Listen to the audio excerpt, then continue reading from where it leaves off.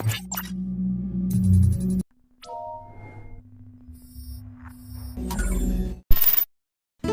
kumusta? Tagal na din bago makapag-upload ulit. Gusto ko sana ulit magsimula. Gusto kong bumangon at ipagpatuloy itong channel na ito. Hindi ko alam kung may manonood pa ulit. Pero bago ako magsimula, hayaan niyo ako magpakilala muna. Ako nga pala si John at may pangarap ako. Pangarap ko may taguyod ang pamilya ko at magkaroon ng magandang buhay at siyempre magandang bike. Isa sa mga hiling ko ay pagbibisikleta. Gumagawa ko ng mga sarili kong bike at kino-customize ko para sa sarili ko. So bakit nga ba ako nawala? Bakit ako tumigil makapag-upload? Marahil sa buhay laging pantay. Magiging masaya ka pero kinabukasan may problema ka na.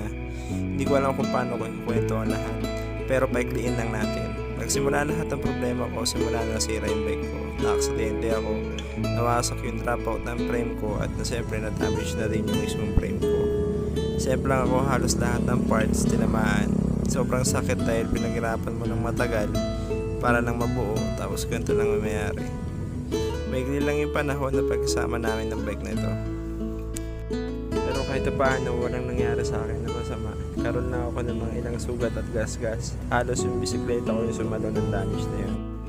So after na aksidente na nangyari sa akin, so medyo na-trauma ako sa kalsada. Kaya napaisip ako na tumigil lang muna at ibenta yung mga natitirang pyesa na pwede pa. Sobrang sakit dahil nagawa ko na naman magbenta ng bike. Tinry ko siya ibangon at buuin at gawin na lang fixie. Pero alam ko imposible ito mangyari. Kaya naisip ko na ibenta na lang muna para magkaroon ng funds at pandagdag din sa pag-aaral ko. At syempre natitira ang kinita ko sa mga pyesa ng bike ko. Nilaan ko para makapagnegosyo din. Kinailangan ko suportahan yung sarili ko upang sa ganun makabawas ang bayarin sa mga magulang ko. Hanggang sa umabot sa punto, nakaipon na konti at tinulungan ko mabuo itong bike ng girlfriend ko.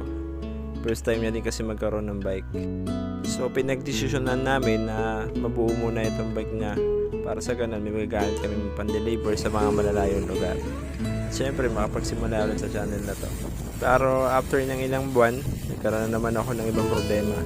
Kaya nag-breakdown ako, napagod ako. Tinry ko muna bigyan ng oras yung sarili ko. Tinry ko muna magpahinga at mag-focus muna sa pag-aaral. Para sa ganoon, makatungtong sa stage at makakuha ng inaasam na diploma.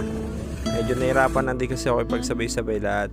Nawalan ako ng gana sa passion ko, inuna ko na lang din muna yung mga kailangan kong gawin.